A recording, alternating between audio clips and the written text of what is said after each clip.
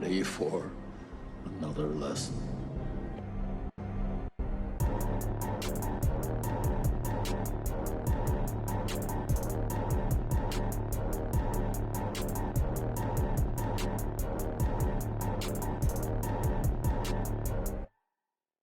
What's up, everybody, and welcome back to Row Banter, your favorite casual movie talk podcast. I'm one of your hosts, Adam Schwartz, and on this week's episode, we'll be reviewing the movie, The Hunger Games, The Ballad of the Songbirds, and Snakes. But, of course, before we get to any of that, I'm joined today, of course, by mentor Nathaniel Gingrich. What up, folks? It's mentor Nathaniel. I'm out here Doing a lot of mentoring out there. doing a lot of mentoring, so you don't have to. Yeah. You know, it's a solemn responsibility. Mostly, I just send them stuff. It's pretty easy, actually. There's just like 4 big buttons. Yeah, right. It's like a little stream deck, and you just Listen, it's not a mentally taxing job, but emotionally, I'm strung out Very all the taxing. time. Yeah. Right, of course. Also joining us today is Tribute Tyler Berdalis. I don't volunteer as tribute. Why not, bro? It's not my job. Didn't get picked. That's very selfish of you, dude. What if I got picked, bro? You're not volunteering for me? You had a much better chance in that arena than I do. You think so? Kind of depends. You just never know. You do never know. But I think in most environments, I would take you over me for sure. Well, I appreciate that. Yeah. Well, there's a fun topic to start off. What's your what Hunger Games environment are you feeling like you're gonna be okay in? Like, what's your natural? I don't know if I'm ally? okay in any of them. I don't know. How It about depends, just man. your frat house? Like, Well, that's sure. I mean, even then, I don't know. Maybe not even environment, but maybe like what barely kind of, like, survived the subject, like, hazing. Joking? You like Adam would probably be able to hold like well, both of you actually would probably be able to hold a little bit more of an academic advantage over myself. Right. Whereas Me and- like from a physical or like a survival standpoint, I'd probably have the advantage. yeah, I think Nathaniel's more of like a Jeffrey Wright from Catching Fire, you know? fair enough. I forgot that character's name again with a B. BD, but I think. BD, BD. Was it- BB, be something like that. I think it's BD. I don't know. I'm gonna find out. But yeah, I think that's the vibe Nathaniel gives off. I'm just saying, I'm is, hoping. Jeffrey Wright. All I'm hoping is, my door is open, or I go up the tube or whatever, and I look over and I just see a bunch of cactuses everywhere. And then I know, like, I got you fuckers. Like, if I'm in the desert, I think I got you guys. He's BD. He's BD. Yeah. BETEE. I get up there and Fair it's enough. snowing. I think I'm you'd have us fucked. in the desert. Yeah, you'd have us in the desert. If it's like a forest or something, Tyler's got me all day. Or like it's Yeah, swim Tyler, time. I think would definitely thrive in the forest. Or it's like the second one where there's a beach. Like, yeah, Tyler's got us there too. Yeah, I'm no good on a beach. Anything that has to do with winter, I feel like I have a pretty fair advantage. Right. I get up there and there's a baseball field. Maybe I could. Fucked. Yeah. Right. That's this. also where I can help out. Maybe.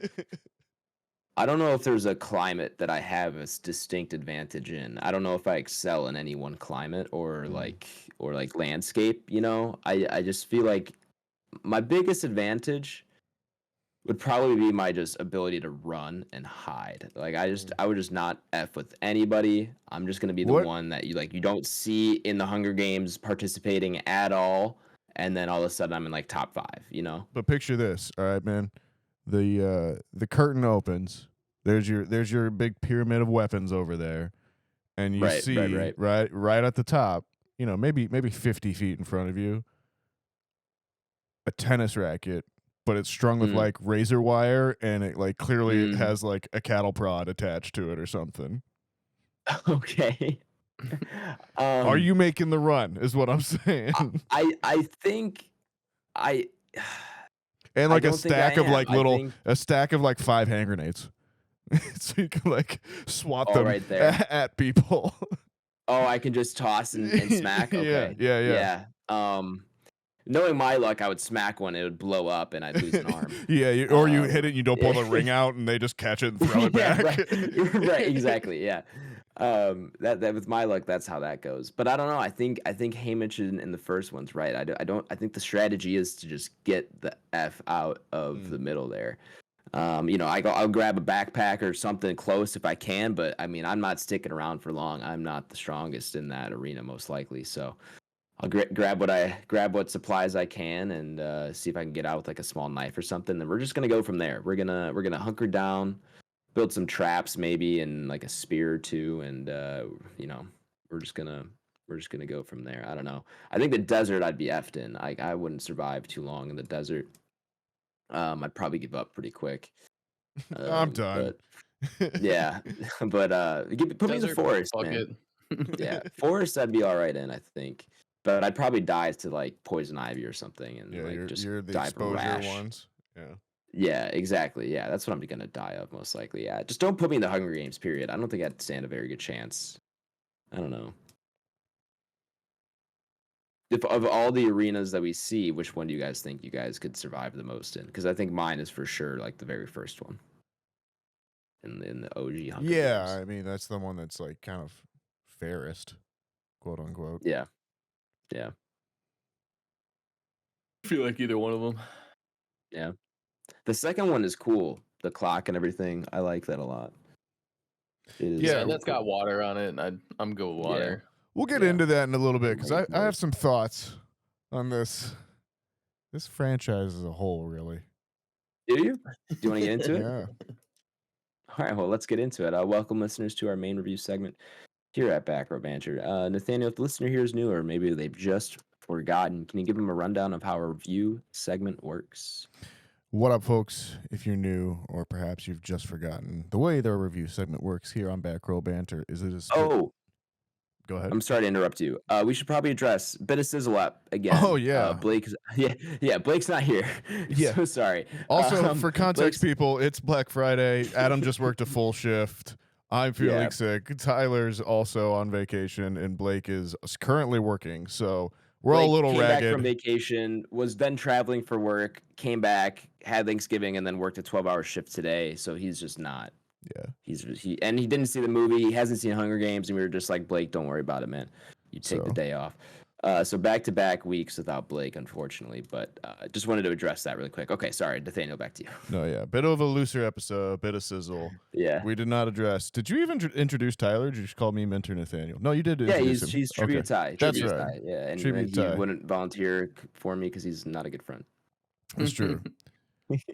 Anyways, yeah, the way the review segment works here on Row Banter is it is split into two sections. There's the non-spoiler section, and then there's the spoiler section. It's pretty self-explanatory. In the non-spoiler section, we'll go over the movie's IMDb page, who wrote it, who directed it, who's in it, all that good stuff.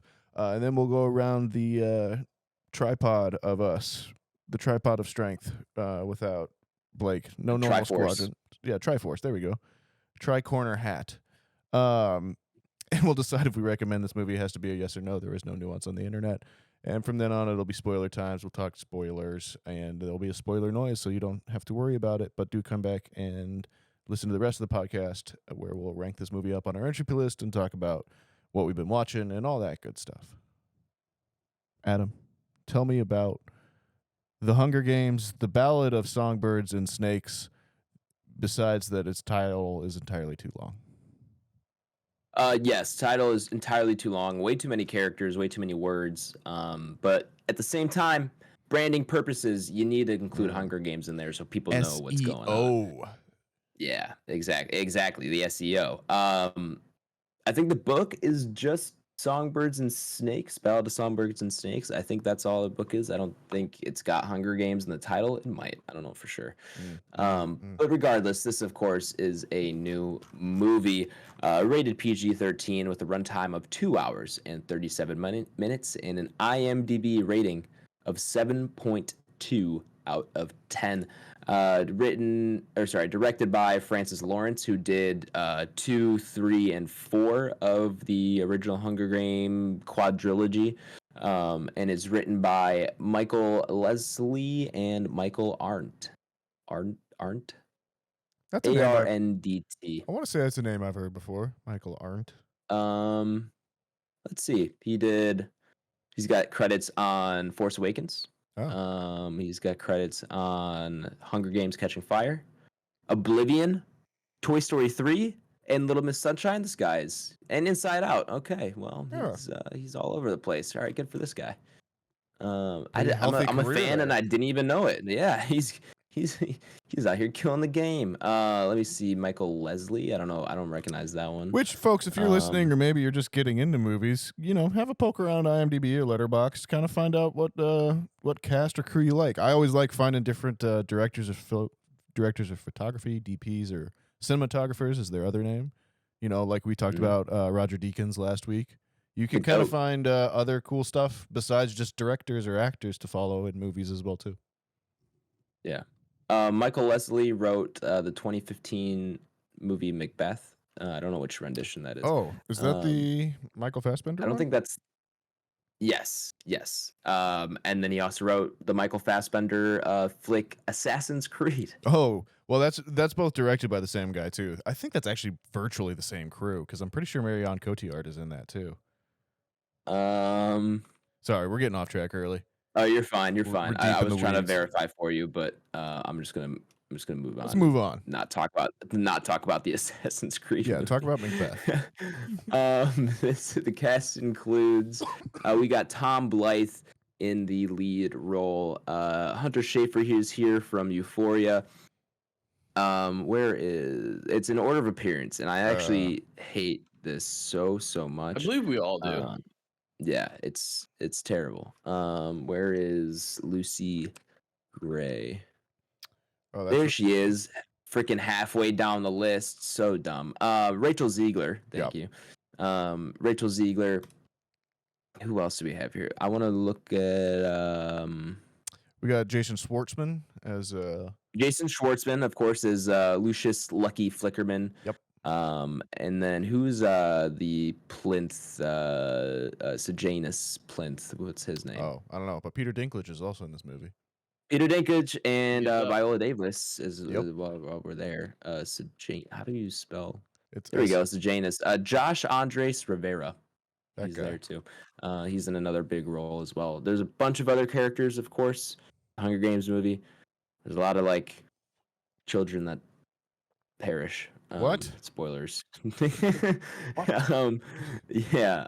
But I think we named all the big ones. There's anyone else I'm missing? Not that I could think of. I don't think so.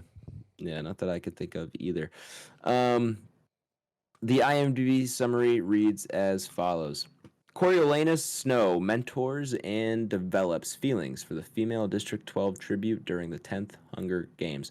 Wow. Okay, we're just going all in there. I almost want to cut that. It's kind of, I don't feel like that's information. It is what it is.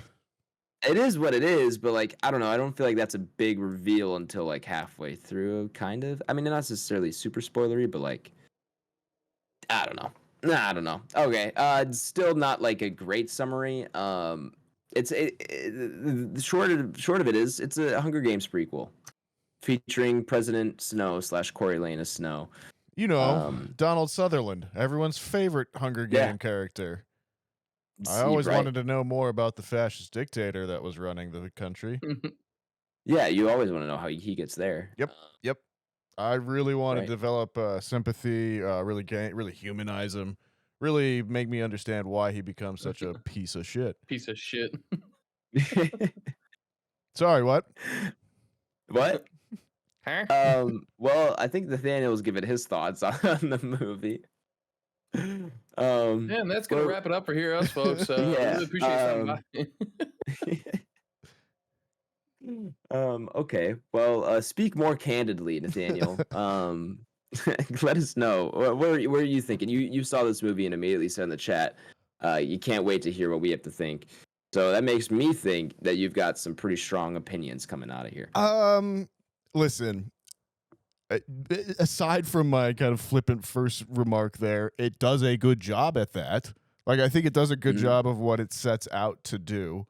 Right out of the gate, it's entirely too long. It's 2.5 fucking hours, and I felt every minute of it. But Nathaniel, Killers of the Flower Moon was 3.5. Yeah, it was. I loved it. And some movies are paced better. Yeah, that's definitely part of it. That's part of it for sure. Listen, I think I'm trying to talk about this movie because like this really. How do I want to tackle this? Because I feel like this movie made me go back and reconsider my feelings on Hunger Games as a whole.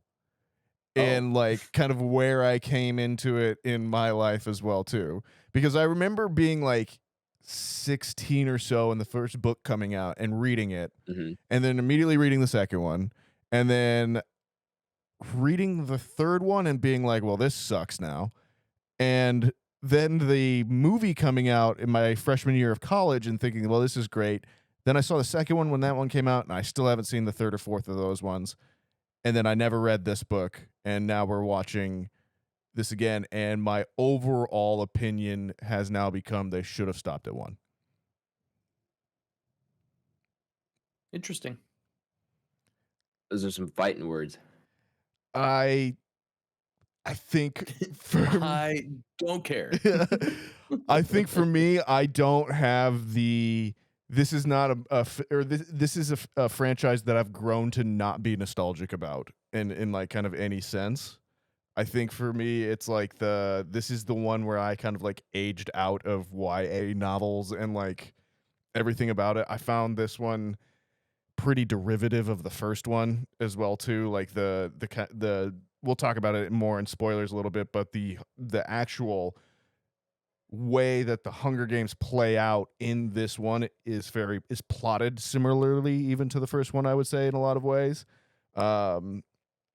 Again, from the start, I just don't give a shit about snow, never wanted to, like, and I think the fact we're playing up a love angle on this one as well too is just okay. But the Hunger Games, I think, is a world that also starts to kind of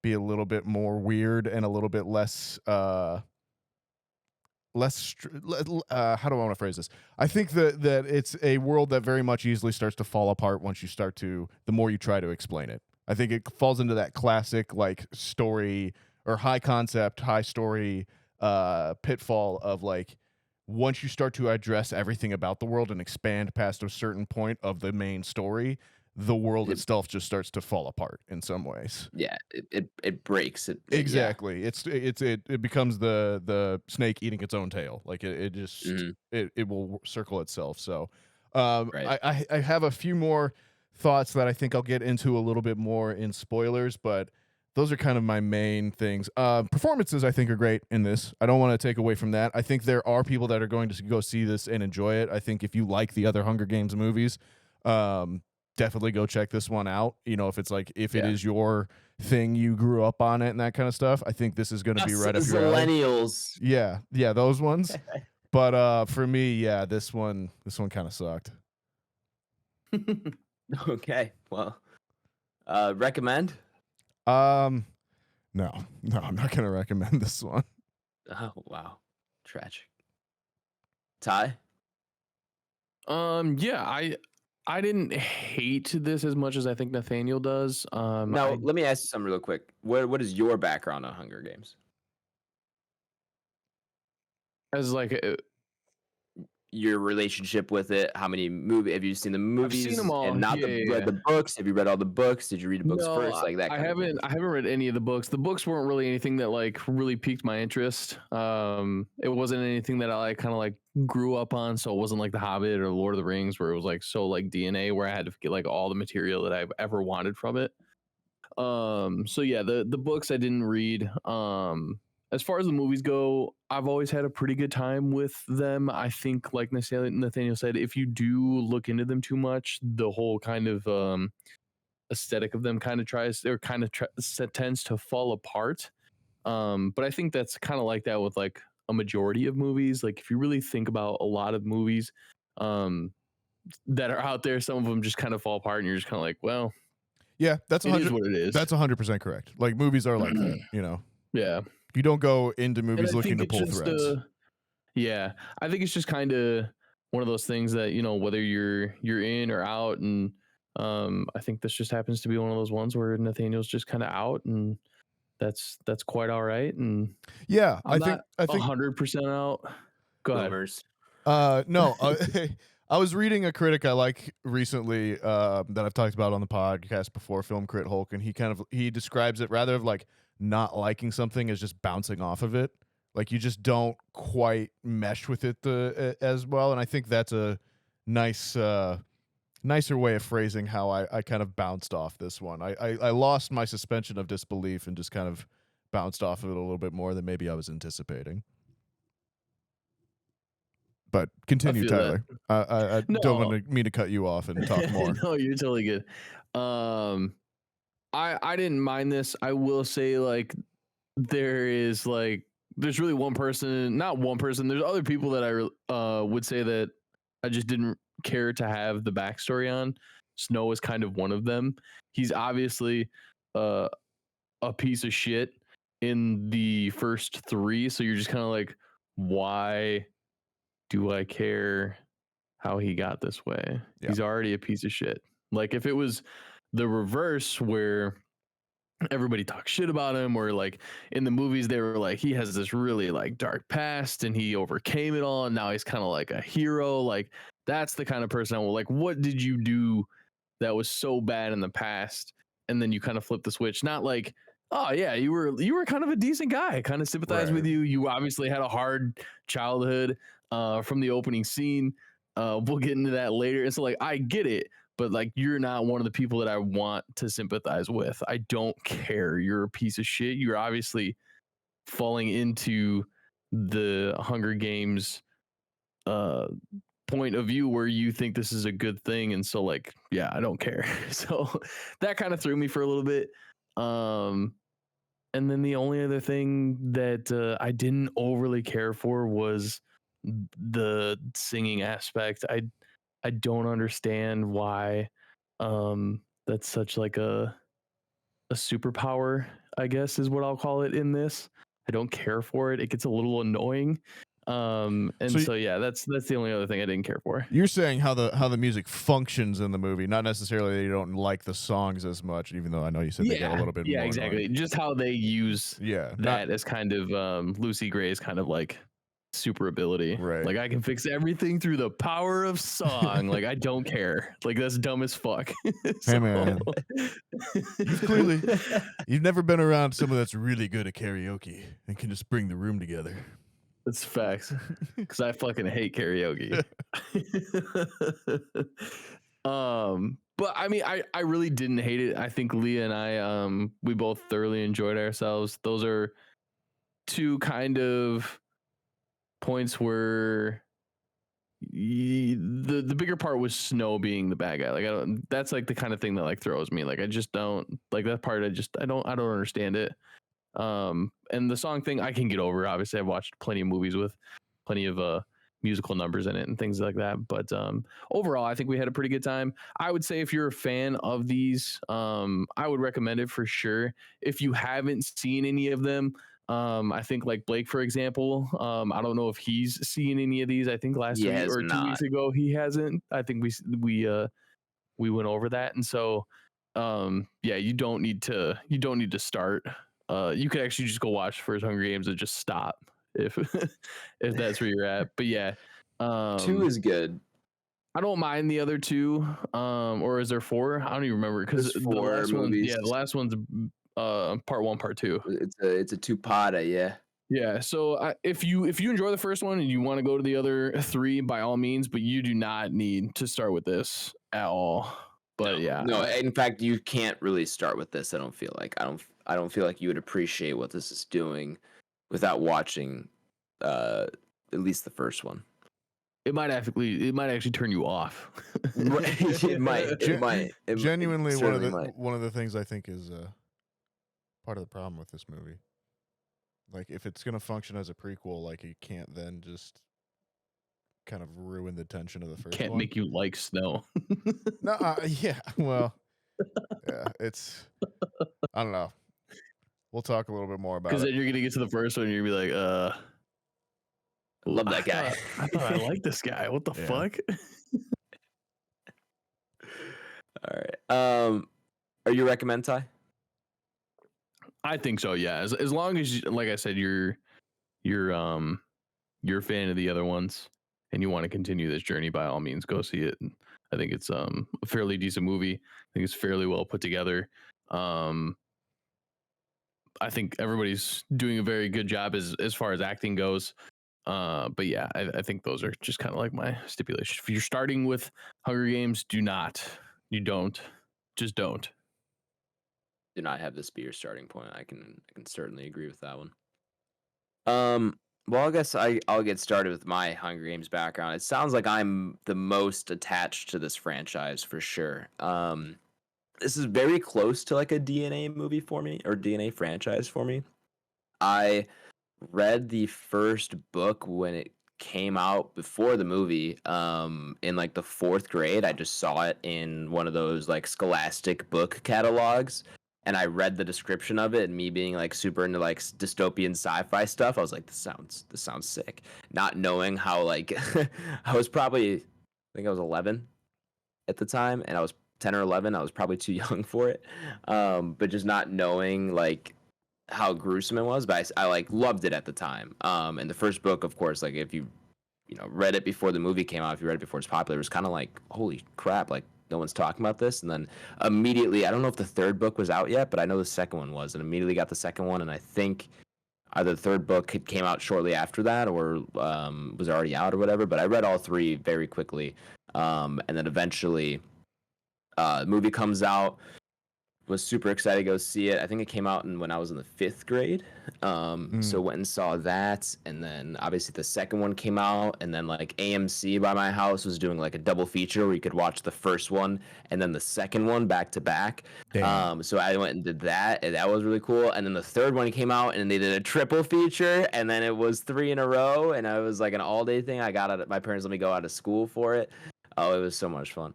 And then for some reason, don't know what happened. I kind of just disconnected and I still have not seen the 4th movie. Read the books, obviously, so I know the ending and how it ends. I just never saw the 4th movie. It just never came to fruition. I don't know what happened. Just fell off at that point. I don't know. And then I've mentioned before, I'm ashamed to admit, I've only read half of this book, got halfway through it, and I was enjoying it, and then they had like just got into the arena, and the games had just started, is when I kind of, for whatever reason, just fell out of it. And I plan on going back and finishing reading it, because I've already heard there's some minor differences in between them. But anyway, that's kind of where I'm at with this one, where it's like it was a very important kind of IP to me growing up. I mean, the 2nd movie and the first one too, those first 2 movies are probably up there in like number of watches that I've had. I think the Catching Fire is probably the most times I've watched a movie in theaters. I think I saw that probably 5 times in theaters. Like, I saw it a lot. So this franchise used to mean a lot to me.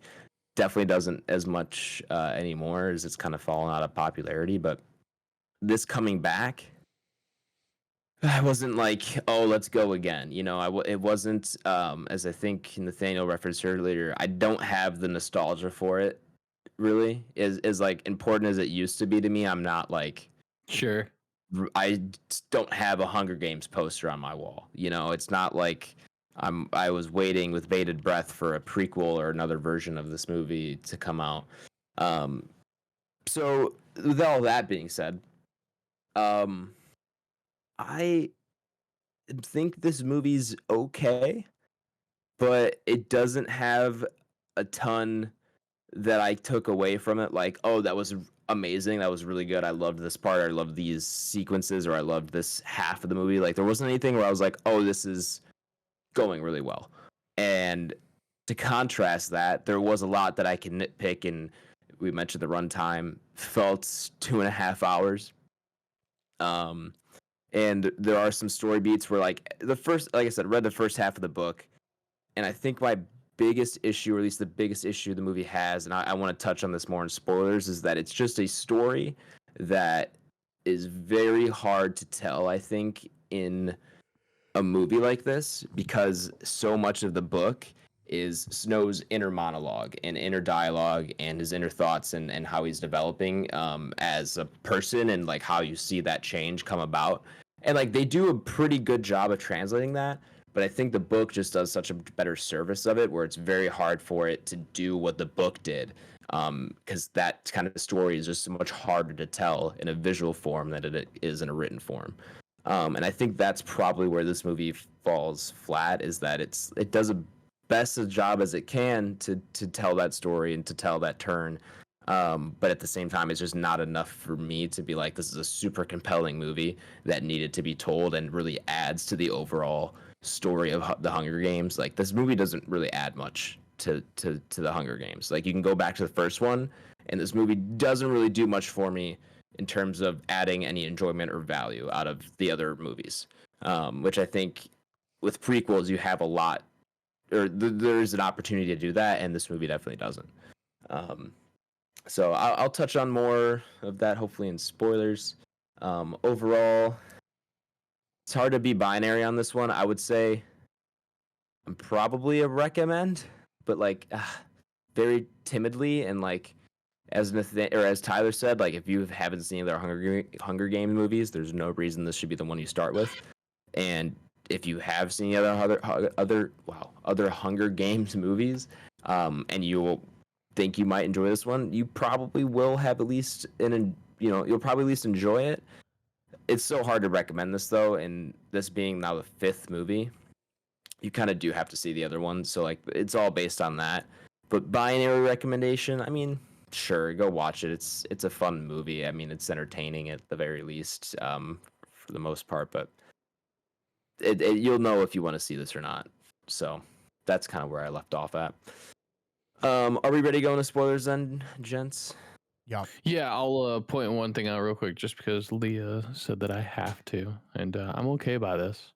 When they first introduced Tigress, I was like, oh, another just a character. Mm-hmm. And then she was like, that's the same Tigress from like the second or third one. I think it's the 4th one. Maybe the 4th one, where she's like she does tiger now. It's the 3rd book. Yeah. She's like full blown fucking like transitioned into like a tiger human. Mm-hmm. And I was like, oh, I did not immediately make that connection. And she's like, yeah. I was like, oh, okay, well, hats off to you.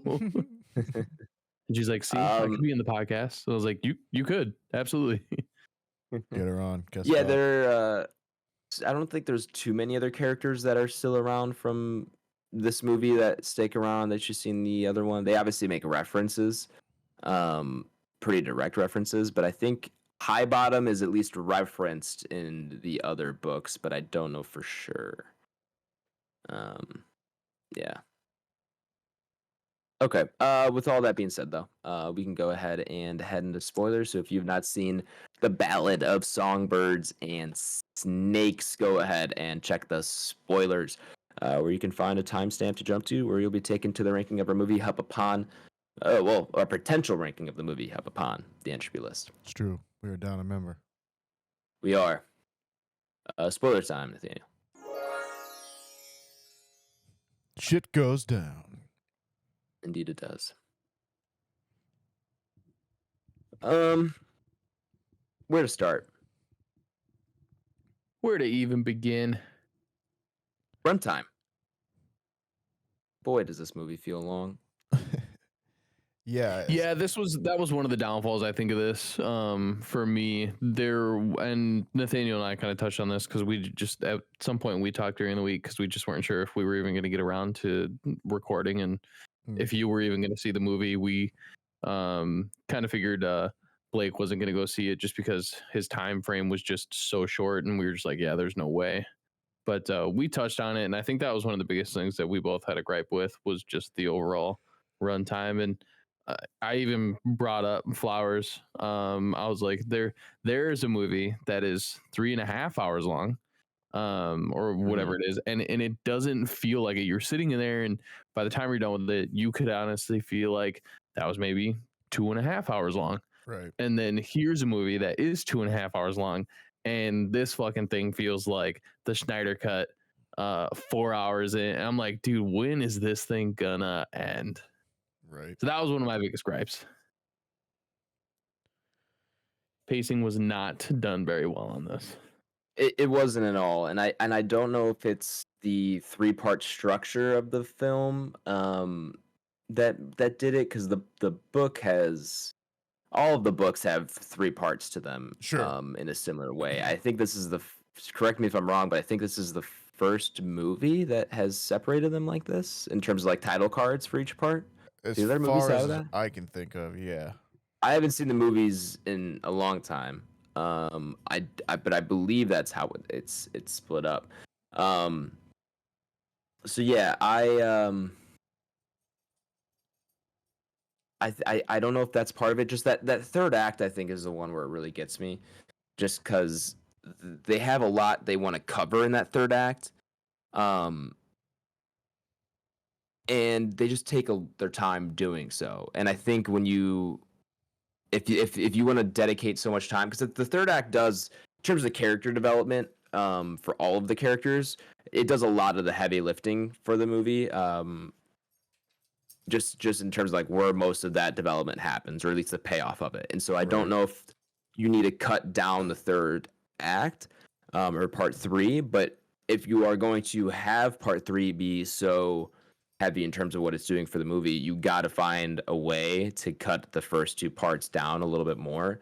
And I think that probably comes in the second part, where it's already trimmed down a decent amount, but you could definitely cut some stuff out of there, and just maybe quicken up the pace in that second half. And even to the degree, I think the third part itself does need to be quicker, even though it's doing a lot. There are definitely things you could cut out of there, but yeah, overall, just way too long.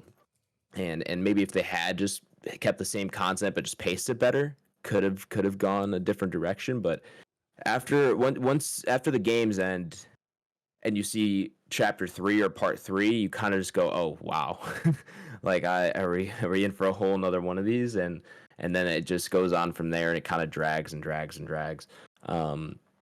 So yeah, I think that is a big issue with this movie that I don't remember being in the other ones, at least not to this degree. And probably part of that is this one isn't entirely focused on the Hunger Games themselves, like the first 2 are, and then third ones are more action kind of.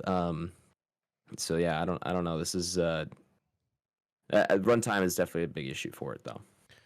And I think you are tapping into what is my biggest issue with, I think, this as a franchise in general, is that for me, the hook of these movies and the hook of this story at its core is the concept of the 24 kids in the arena fighting to the death, right? And even reading the third book, or the second and third book after that, the third book is really where I felt like the story had moved so far away from the actual Hunger Games and into kind of the other plot lines that the author was writing around, the revolution and the kind of trying to overthrow the government and trying to break out of the games and everything. And that, for me as a reader, was just never as interesting as the Hunger Games themselves in the original concept. I feel like in some ways it feels like they get distracted into the trappings of it. Like they were almost afraid to just go with like the concept of having the kids fight each other and everything. Like I think I remember at the time the author talking about how she was switching between like reality shows and clips of war, or clips of like the invasion of the Iraq war and everything. And that kind of like gave her the inspiration for the games and the kind of reality show aspect of it and everything. But that's where I'm saying, like, if you want to tell that story, that's the first story and that's the first movie. The rest of this stuff just has never been as compelling to me as that. And in this one, we have the Hunger Games, that tournament, pared down to just the middle portion of this.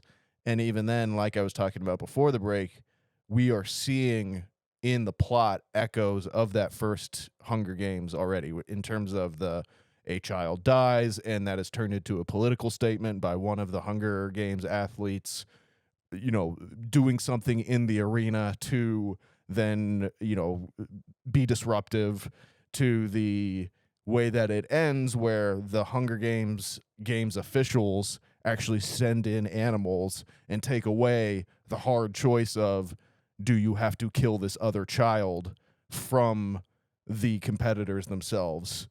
And to me, it's like, okay, you can get away with that in the first one, sure, but like, what the fuck are we doing here at this point, folks? Like, either you're gonna nut up and make these movies, or you're not. And it just feels like they are always trying to toe this line without ever fully addressing what these movies are about and what this story is about as well too. Instead, get bogged down in all this other stuff of love triangles and sympathy for the devil and like all this stuff. And that's just not interesting to me at this point. Yeah, I don't think you're wrong. I will say, like I said, I kind of stopped reading the book as they got into the game, so I hadn't seen how it fully ended. But from what I saw and what I've heard from people who have read the book, that I've talked to about it, the ending of the games and like the games themselves in this movie are much different in the book and a little bit more drawn out than they are here. And the ending to the games is much different, as from what I've heard. Or at least fairly different than what we got here in the movie. Well, so some choices had to be made there, I think, in terms of how long they could make this movie and how long the games needed to be. So I think that's probably a sacrifice they made. Maybe cut something else and make the ending more interesting. Or make the games more interesting. Yeah, I don't know. And I think this movie kind of suffers from the fact that, like, even towards the end, like, that's when Snow was finally at his most interesting, and like, that could have been just the movie itself. Like, it didn't need this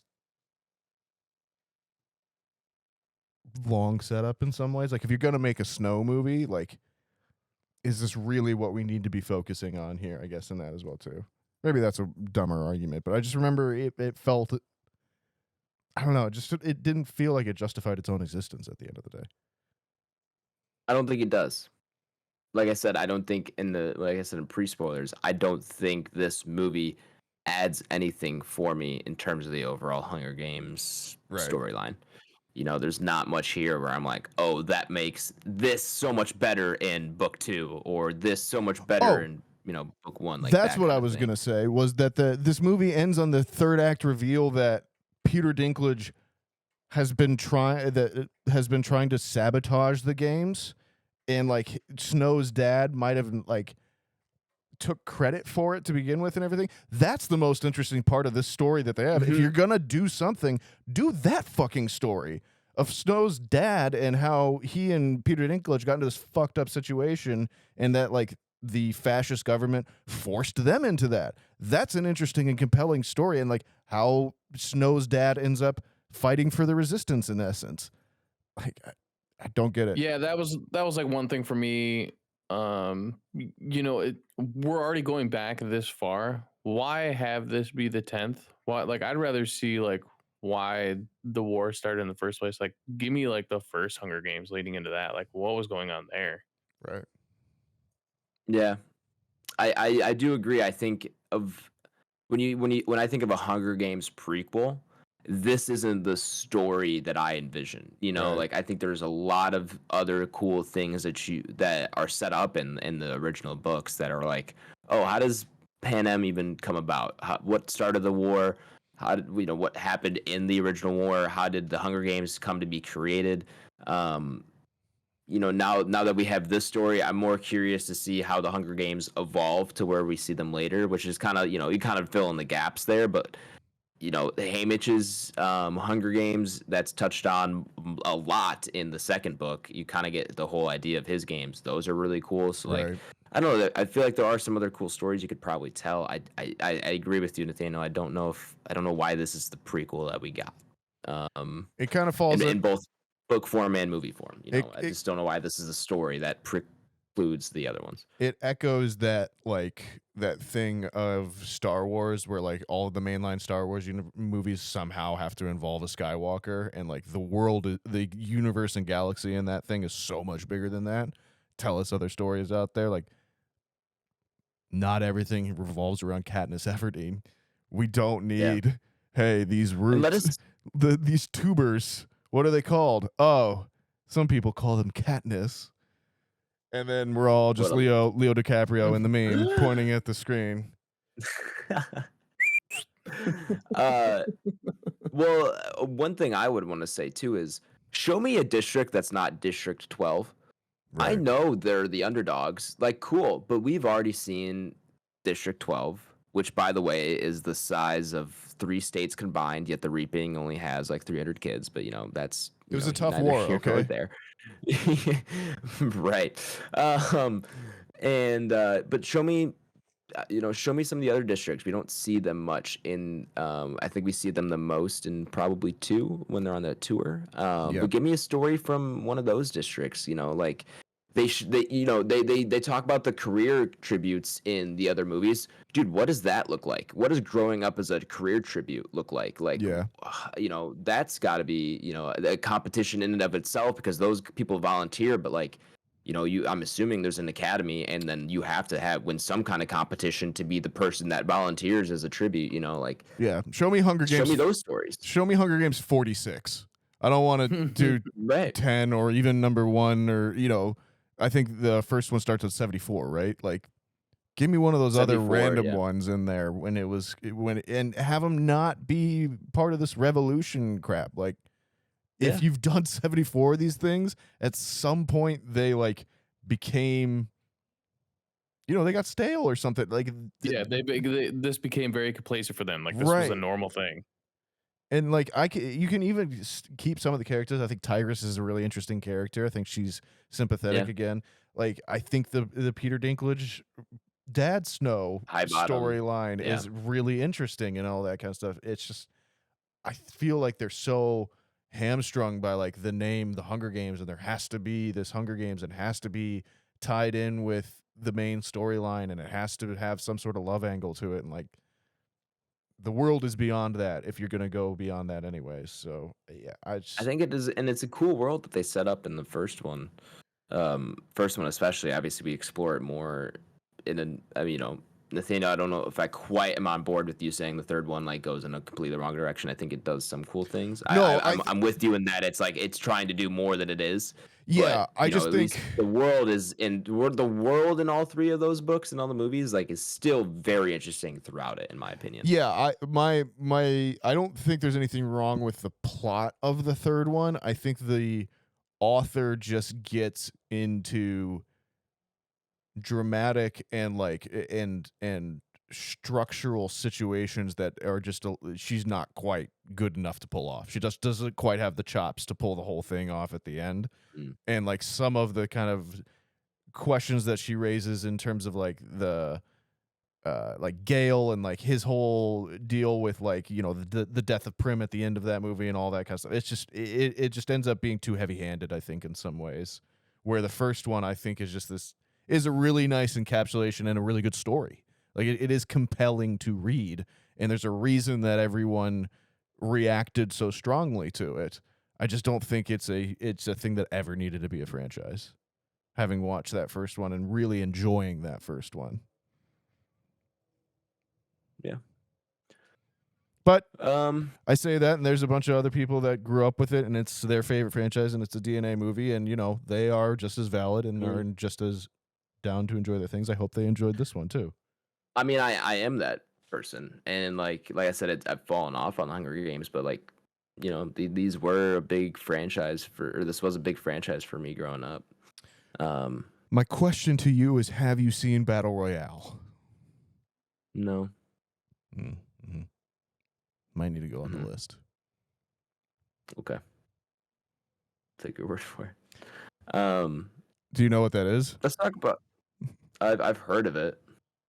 I Or think is that the we talked Japanese about one this. that we talked about it? yeah, That we talked about? it's the Okay. one that predates it. That is 2000 that came out. So the IMDb summary for that one is: in the future, the Japanese government captures a class of 9th grade students and forces them to kill one another under the Revolutionary Battle Royale Act.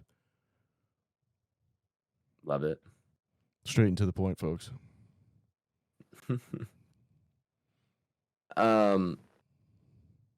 What was I gonna say? I do want to talk some positives here. We mentioned Yes. earlier, acting I think is pretty good throughout. I think Tom Blythe is great. I think Rachel Ziegler does a great job as well too. Yeah, they definitely do a lot with their characters. I think they carry the movie pretty well. At least when they're on screen, like I'm interested in what's going on and what they're saying and everything like that with their characters. But yeah, I think they are a highlight here. Peter Dinklage is fun, but he's also somewhat feels like he's kind of He's a drug addict. Tyrion Lannister a little bit. Yeah, underused, I would say as well too. I feel like For in sure. the scope of in this 2.5 hour movie, you got Peter Dinklage in it, and he takes up maybe 4 minutes of screen time. Same thing with Viola Davis. I'm like, why is she not on the screen at all times? Viola was one in this movie. I felt like she was from the first Hunger Games movie. Like she feels like she's from Hunger Games 74. She's already in the 74th Hunger Games. Yeah, 100%. She is already like an emblematic of what the people in the Capitol become, while also being kind of insane and evil as well too. But man, yeah. That was the one where I was like, she's killing it and she's chewing the scenery, but it feels a little out of place. Right. Yeah, and the supporting cast beyond that is a little unforgettable. I do think Sejanus, would I say his name was? Man, I already lost it. Yeah, he was good. Josh Andres Rivera. I thought he was good too. And I think the one thing I will say is like they got to the third act and like obviously you can kind of tell they've been friends, but they get to the third act and they act like they have been best friends since birth almost, and like brothers without blood. And like that doesn't entirely come across up until they're on the train together.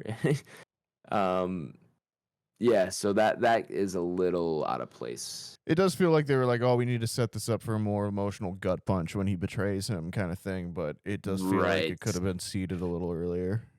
And I think in the book, it is a much bigger gut punch, again, because you have more time to set those characters up together. And it turns out, like, I remember it being Coriolanus was like his Mrs. Blythe, his mom was like almost like a mother to him because he lost both his parents. And so it was kind of like even more effed up.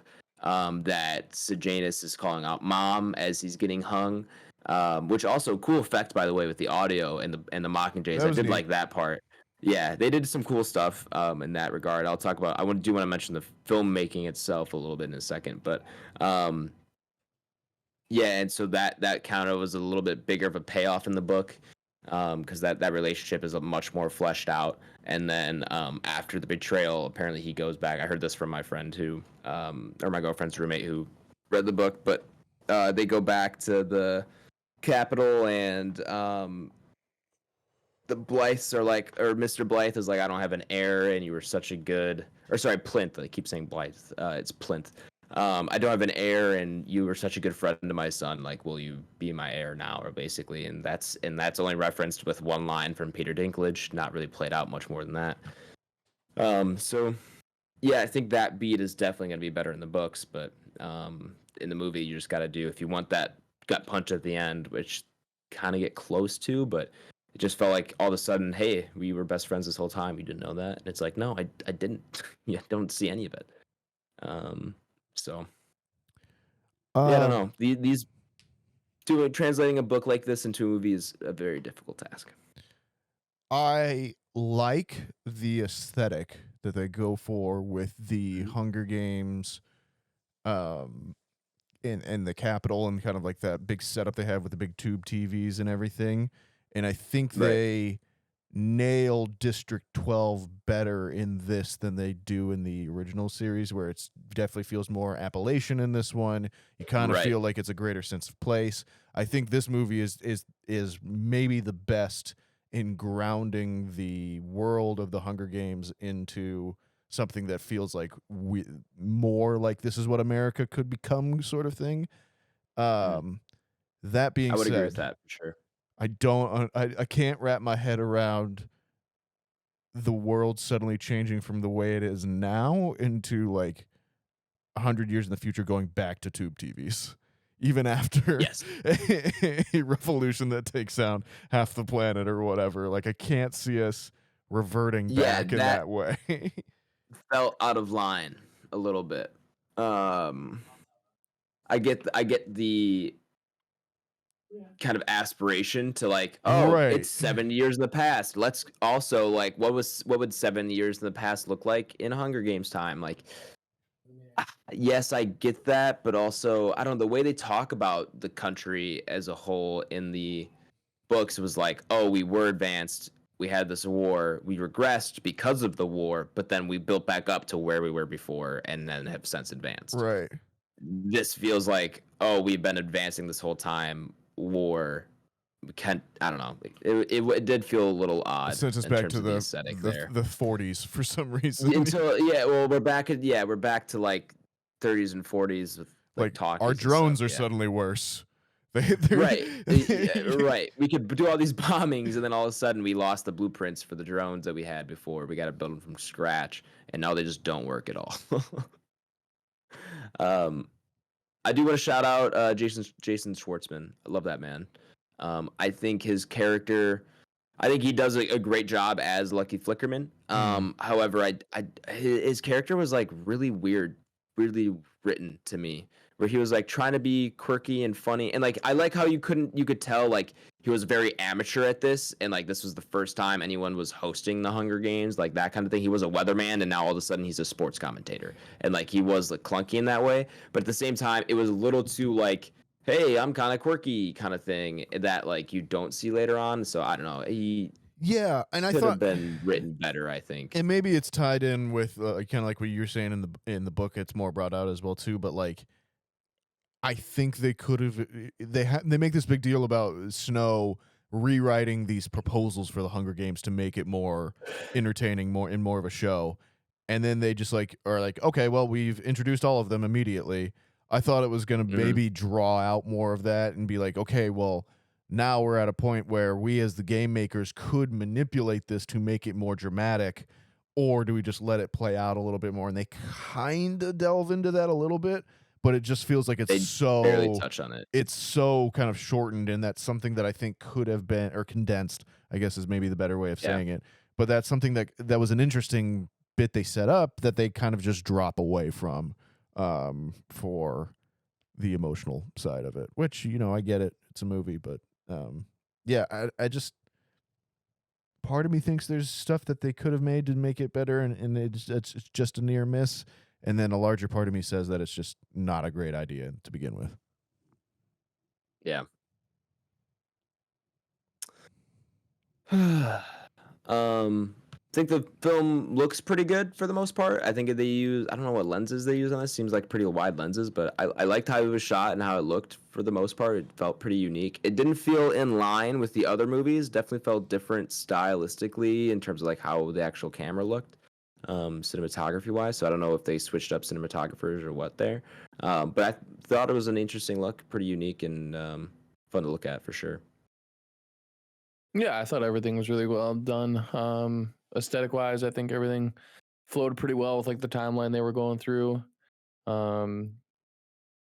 It seemed kind of cool the way that like the Capitol still looked more futuristic than obviously what the outlying districts look like.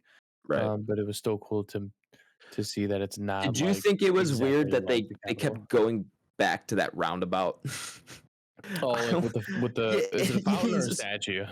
Yeah, both. I don't know. It was a statue at least, but like 2 or 3 times they cut to that same roundabout, and he's just like walking across 6 lanes of traffic. It's just like, dude, why do you got to stand there of all places, man? I mean, Yeah, that felt a little weird to me personally, but yeah, and the city itself was pretty CGI heavy. It felt like they were trying to like recreate, when you watch like a World War II movie and they're like recreating 1941 New York as like sailors or like Marines are going off to World War II. Like, I don't know, that's kind of the look it gave me, and maybe that was intentional, and that they wanted you to feel like it was kind of like a post World War II or around World War II era kind of feeling to it. But I don't know, like me and Nathaniel was saying, like this universe would not regress in technology that much. I don't know. Felt weird. I don't know what the timeline is here. Is this just a parallel dimension? Is this supposed to be? I don't know.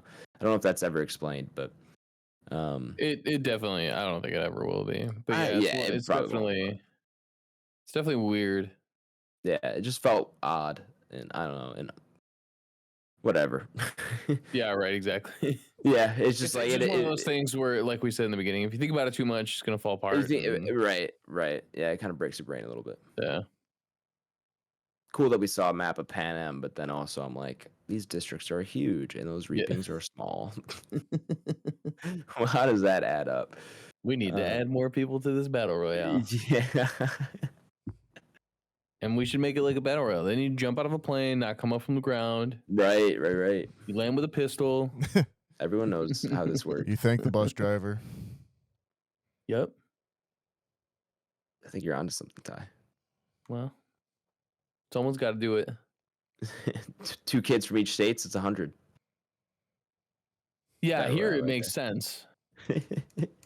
24, it's not, whatever. Is there really anything at stake? Is it really right, dude? Like, is there really anything at stake? Is that what you said? Yeah. No, that's fucked up. I gotta say, in this one too, like the actual Hunger Games, I don't know if I hate my chances in this one, where it's just that kind of smaller free for all, but there's like I could just climb up on something until there's 5 people left. And then she got into that one room, and it's like, oh, there's no way in or out of this room. If you want to come kill me, I'm gonna smash your head in. Right. Like, okay, cool. This one really made me feel like, okay, yeah, you just be friends with the psychopath until there's 3 of you left, and then you're good. But then again, I thought it was interesting too in this one that there is that, like, she just kind of wins the games and then goes back home, and then that's it. There's no victory tour thing. Yeah, that was. Which again, cool. Maybe that's delved in more in the books and part of his kind of mental probably monologue. Maybe that's something that's more discussed later. But I don't know. Like I said. Oh, go ahead. I was just saying, you get into issues with adaptation anytime you take book to movie, right? 100%. So. Well, clearly too, it's one of those things where it's they're kind of flying by the seat of their pants for pure ratings. So maybe the tour was developed later once they started losing interest again. Right. You're 100% right. I think you can definitely read that into it. But it was cool that, like, she just actually got to go home.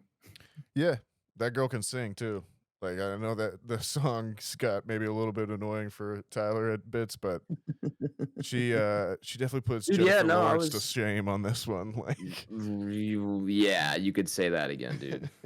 Yeah, no, I had like I think we mentioned before. I don't know how much I loved the sing song being such a deep part of the plot.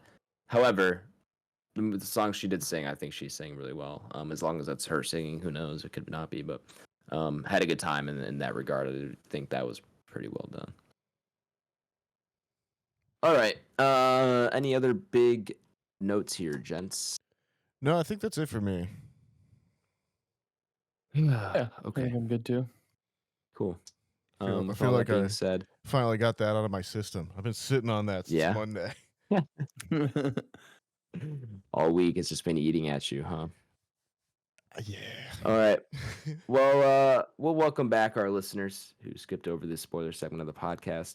We're gonna go ahead and hypothetically rank this movie up upon our Entropy list, which is our big list of all the movies we have reviewed, regardless of genre, all on one fantastic list. Now, since Blake is not here, we don't have an official rule for this because we've already broken it once. But like, since Blake's not here, we can't technically put it up on the list So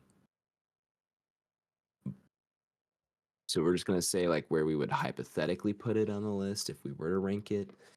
I don't think Blake's ever gonna get around to this one, so like I don't think it's possible for us to put on the list, or I don't think we ever will. But if we were, put it up on the list. Where do you guys think you would place this one? I got it. Go for it.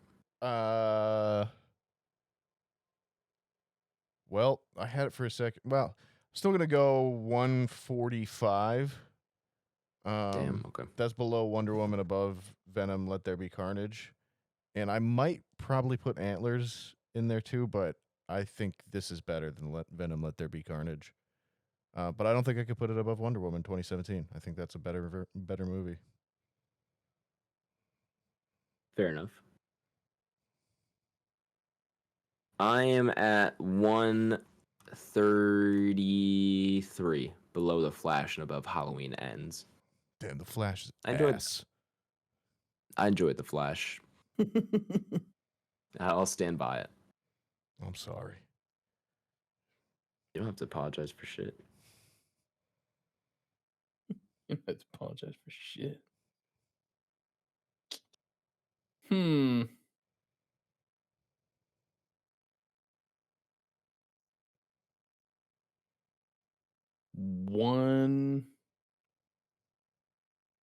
Number 1, damn.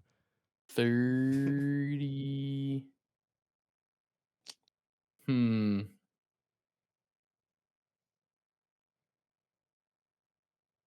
138. Below Exorcist 2. Above Exorcist, below Godzilla. Oh, okay. Yeah, I mean, Exorcist I'd rather 2 watch is Godzilla not over and great. over again. Yeah, I'd definitely pick Godzilla over this. Godzilla's fun. So what would that average us out at, Adam, if it was the three of us? So what did you say it was? 145, 138, and a 131, did you have? 133. That averages 138 would be our average. So that would be take the place of Exorcist without Blake. Yeah. Without Blake.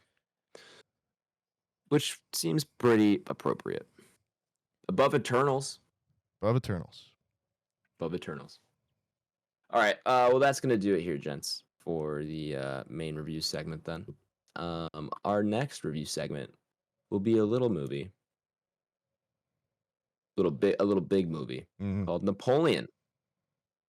What's the runtime on that one, Chief? I think we're running close to 3 hours. Not Napoleon Dynamite. Not Napoleon Dynamite. Not Napoleon Dynamite. Although I wouldn't be opposed to doing that instead. 2 hours and 38 minutes.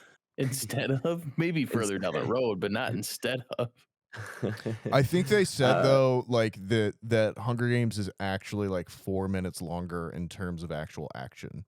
Like the credits are what offsets it there, because I think Hunger Games is 237 and Napoleon's 238. But from what I've been seeing, Napoleon might be the actual shorter movie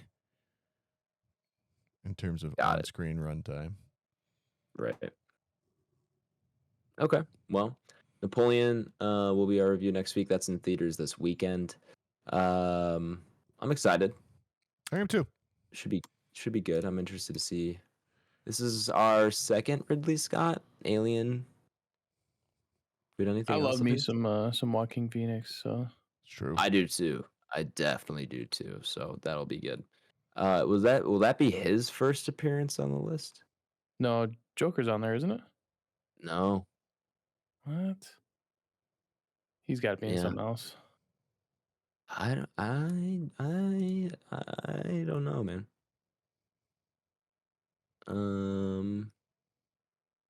We didn't do Beau is Afraid. Not Joker. We haven't done Her. Yeah, dude, haven't done Gladiator. I don't think we've done anything with him. Man. That's sad. That's crazy to me. Well, I'm glad he's coming. Got him out here now. Yeah, hopefully this will be pretty big for him too. Yeah, I hope so. I mean, he's already kind of ascended after Joker, especially, but even before then, he's already kind of made a name for himself. So don't think this will make or break his career, but hopefully this can maybe get him up a little higher. You never know. Never know. Yeah. All right. Well, do you guys want to do what we're watching quick? Maybe each of us does one thing. Yeah, I got some. Sure. What you got, Nathaniel? So yeah, I've had a little bit more time, so I've been catching up on some movies that I have not seen this year. So I got to The Killer on Netflix, the new Michael Fassbender one. That's really cool if you guys haven't seen that.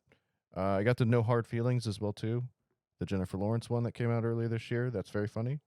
Adam and I went and saw The Holdovers earlier this week. We did. Well, last week. Was that last week? Did we record that before that though, or was that the day after that we recorded? We recorded Lebowski and then saw it the day after, I think. Okay, yeah, that's what I thought it was too. So yeah, Adam and I went and saw The Holdovers. That's a new Paul Giamatti movie. Yep. Alexander Payne. Would recommend. Fun. I got to finally see Talk to Me. Was it fun? Was it fun? I cried. Emotionally fun. Emotionally fun. Okay. I got to Talk to Me finally. I finally got to see that. And my brother and I watched that movie Elemental, the Disney Pixar movie that came out earlier. Okay. How was that? It was cute. Yeah. But it's probably second or third tier Pixar in my estimation for sure. But their quality is going down. Yeah, it's very peaks and valleys from where their high point. Ever since Soul, I think they're going down.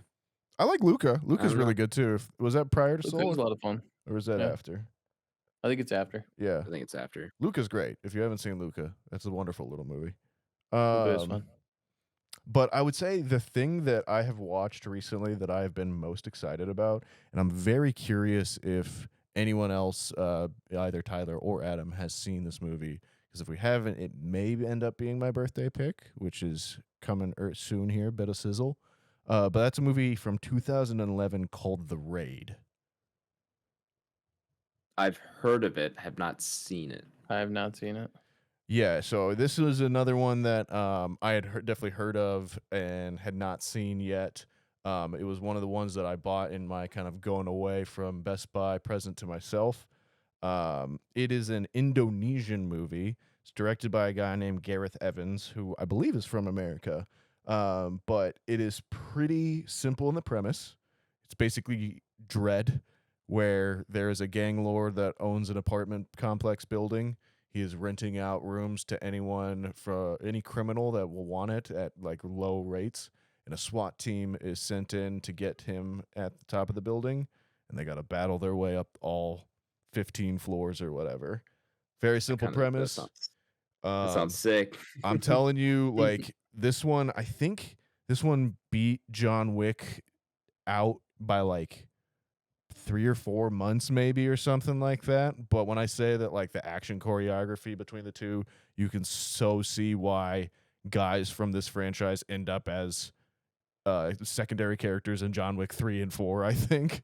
Yeah. The action in this one rules. I can't believe that Gareth Evans hasn't been like tapped to take over some huge franchise yet already. Because this thing, it rips. Definitely recommend. Like I say, may have to do it on the birthday pick, but we'll see. We'll see. And yeah, sure. That's what I've been watching. Nice. Tyler, you want to go? Yeah, tell me about what you've been watching, Tyler. I watched the Grand Prix. Oh, of course. The GP? Yep. How was that? Las Vegas. It was good. Viva. I think it was definitely one of the more fun races that we've had this year for sure. There was obviously quite a bit of talks. As far as a lot of people not going anymore because tickets were really high. Right. And, the hotels were having a lot of a hard time because everything was so highly priced to get people in there. And, but I think overall, despite all the outlying things, the race itself, I actually had a ton of fun with. And I think it was one of the more interesting races we've had all season. So I'm a thumbs up on Vegas. I think if they were gonna take away a U.S. race, get fucking Miami out of here and keep Vegas. But yeah, I had a ton of fun with it. There was that small incident with one of the smaller manhole covers. That was wild. Typically those are supposed to be welded down. And this wasn't. That's another thing we watched. I forgot we hung out, Tyler, and we watched things. We did, yeah. There was it last Friday, a week from yesterday, or a week from today? Yeah, I think so. Yeah, it was me, you, Justin, and Foley. Ryan Foley. And we got around to Tron Legacy. Yo. Yeah. That is just Matrix, one of my favorite. The Grid. The Grid. That is one of those you could throw that movie on anytime and I will happily sit down and watch it. I have such a soft spot for that movie. I think we had a really good time with it, and it was the four of us, and yeah, it was a blast. I had a really good time. And then the other thing that Lee and I got around to, it's called Twin Flames. Okay, it's on Netflix. I've been hearing about this. I think is it Escape from Twin Flames or something like that? Yeah, okay. Yeah, it is. Yeah. But it's basically kind of like a cult, and it's kind of shot documentary, not kind of, it is documentary style, but it's a lot of fun. We've been having a lot of fun with it. So I definitely, if you're looking for something weird to watch and just want to see how dumb and naive some people are, and the fact that some people will literally believe anything they see on the internet, then go watch it and yeah, have fun with it.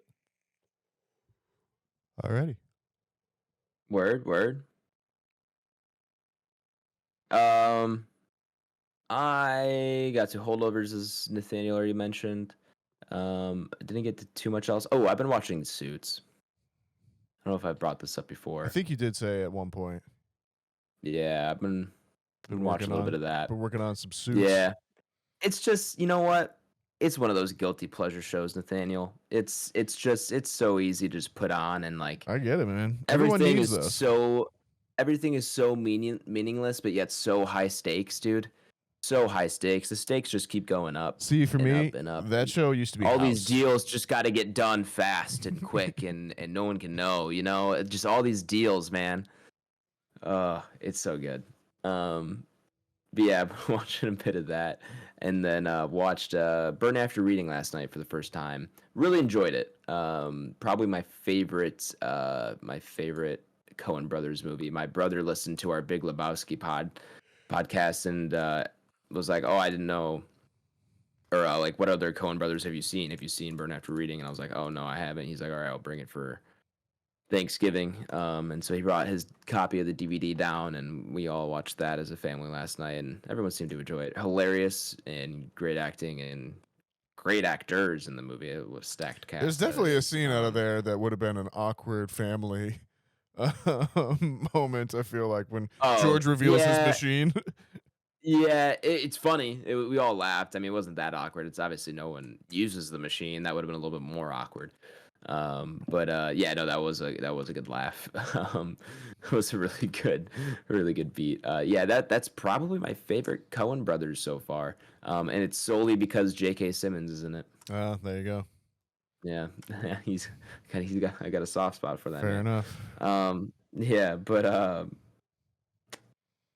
yeah, overall I really enjoyed that one. Really good. Probably my favorite Coen Brothers thus far. We'll see how as my watching of their movies continues, how that list evolves. Watched episode 3 of Invincible, but I don't know if that's news. I think I talked about that last week. I have not seen episode 4 yet, so that's the last half of this season, and they're breaking it up because I heard about that. Why?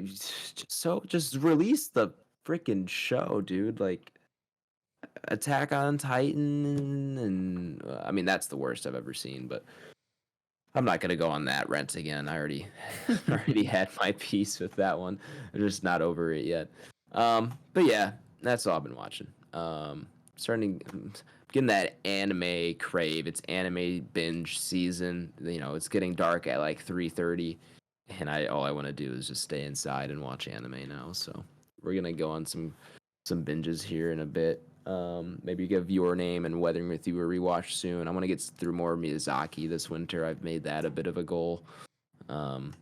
So yeah, stay tuned, stay posted.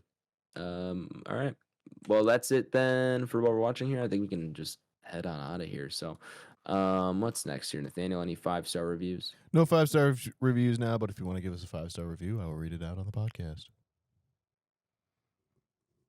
There you have it. No email as well, but if you want to email us, our email is backerbanterpod@gmail.com.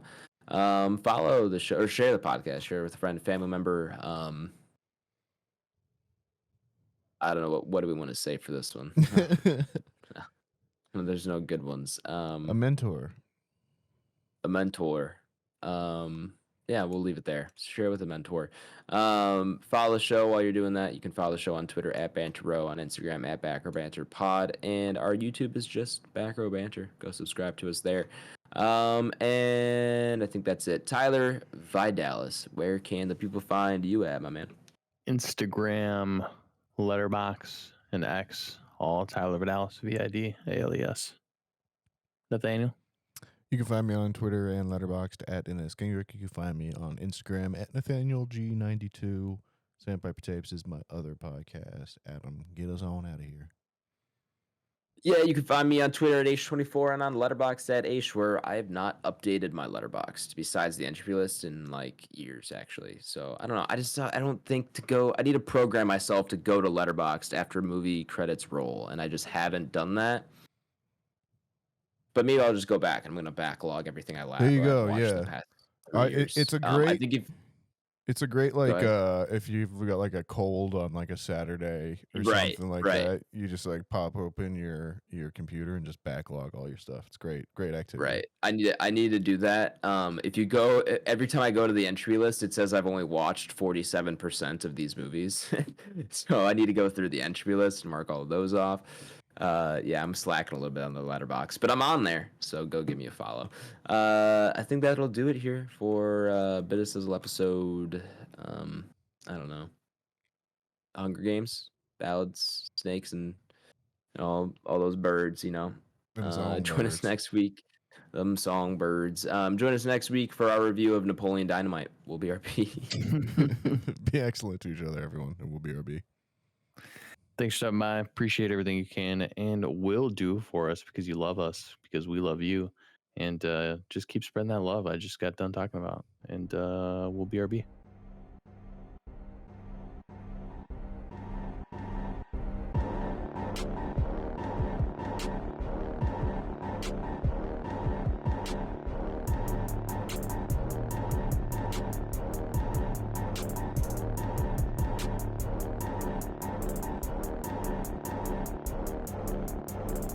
America. Ready for another lesson. Which movie should I watch tonight after pod? I'm thinking either Evangelion 3.0 plus 1. Is that what you're up to now? Or, we've talked about that, right? Yeah, I have to finish the 4th one. I have the DVD. However, my dad gets mad when I buy anything around Christmas time, because everything I buy could be a Christmas gift. Right. So, in the past few years with my discount, it's usually like, if I want something from Best Buy and it doesn't go on sale below employee price, I'll just buy my own gift and they reimburse me. So, like, with the 4K of Evangelion, since it was kind of pricey, I was like, hey, you just want to get this as a Christmas gift for me? He was like, sure. So, like, I can obviously just watch it on Amazon, which is what I'm going to do. And then I'll just get the 4K later and do that. There you go. Yeah, and I ended up buying some movies. Your movie haul made me jealous, and I was like, maybe I should get some movies before they stop making DVDs entirely. But let's see, I got School of Rock Steelbook. There you go. Got Spirited Away Steelbook. Bought Interstellar for $8. Bought Wolf of Wall Street also for $8, and then bought 300 for $6. Nice. So yeah, feeling good about those. Good purchases there. I love looking over at my little movie collection now. I feel like I've got such a good collection. There you go. Of movies. I mean, obviously, I think most people would feel that way about the movies they bought. But like, I don't know. I don't think Feel you've really good have about you ever my actually historical- seen the extent of mine? I don't think so, because you have the shelves, obviously, Yeah. that are on display, but then you bought that whole stack of DVDs, and it made me think how long you've probably been buying movies like that, and how Yeah. the past few years, every Christmas or birthday, you just like list off probably about a dozen to 2 dozen movies that your family gave you. Yep. And it got me thinking, like, I probably haven't touched the surface of what Nathaniel has in his collection. No, And so, there's 4 rollable tubs under my bed that have movies that have like all of my DVDs and Blu-rays in them. Yo. Hey, buddy. yeah. Okay, that doesn't surprise me one bit. And then But and then there's like and then the top of my closet basically now is also pretty much stacked. damn. How many movies? Give me an estimate. Oh, I think it's probably 500 maybe now, somewhere in there. But a lot of them are things like all 7 Harry Potters or like all 3 Pirates of the Caribbeans, all 3 Lord of the Rings, like stuff like that, where it is just like they're the things that is on every streaming service now, but still physical copies, you know? Yeah, I do need. I want to start checking those off, because I want Like on my 4K Christmas list editions. is the yeah, I want to check off Lord of the Rings, Matrix, which like my dad has some of these, but I just want to have my own collection, you know. Right. Not gonna live with my dad my entire life, hopefully. So Lord of the Rings, need to get Matrix. It has a 4 DVD set now with Resurrections. What else? The Spider-Man, Sam Raimi Spider-Man trilogy I want. I feel like there's one other one that I was looking at, but I like thought about The Hobbit too. I'm like, if I get Lord of the Rings, do I need The Hobbit? Obviously, I think Hobbit's just going to be later down the road, but it would be, I think, nice to have all 6 of those, just to have that completed out. I need to get a Star Wars box set at some point. Just have those in I have check. all of those on Blu-ray. Yeah, I feel like once, and that's the thing too, I think with a lot of these is like, whatever the next format is, I don't know if you're gonna I read say up. this now, but like, yeah, I say this now, and knowing myself, I've already bought. I had like a Blu-ray of. I don't know if there is Whiplash gonna and be though. Already bought the Steelbook of 4K. You say, yeah, you honestly, you might be right, because I don't know if physical media will be around long enough for there to be another format above 4K. I don't think there is, to be honest with you. I think So, it's just going to stick with 4K if for they a stick while. at 4K and we ride that into the sunset of when they stop making physical media, which is hopefully not anytime soon. Do you think that'll happen? Do you think there will be the like? I think they they'll will stop become making- more boutique things, like that you're already starting to see of like kind of older films or anything like that. I follow a lot of guys on Twitter that like have been tweet out like certain like old video nasties from Britain or horror films or stuff like that that are getting like 4K releases and like in like 500 disc batches and that kind of thing. I can see that still becoming a thing. I mean, like, I would say there's an argument for there still being physical media, but I really don't know, man. Like I'm like 80% sure. I would say 80-20. I think there may still be like some things that get released on it, but you may have to order it or something like that, and like it's just gonna be that's right. I just think they'll just have smaller. Yeah, I think it'll be produce smaller runs amounts, of and eventually 50,000 rather than runs of whatever Right. they do right now, whatever, Right. I think it'll be more. I think eventually it'll just be online only. I think there will be a point where you definitely don't see them in stores very much, or if it Yeah. is, it's like a very kind of specialized store. like a bookshop almost, or like a disc replay, or like half price books and stuff, right, like that kind of thing. Yeah, so you'll see those kind of shops be around, and then I think besides that, you're just ordering them online. Right. And you're right. I think they'll just make smaller manufacturing runs of these movies, but yeah, we'll see. I don't know. It just makes me nervous because like once everything is all digital, like what do we own? You know? You don't. And then what happens when the internet goes down? What's everyone gonna do? Unless they're the only way that I think you can get around it is if there is some sort of like legal, like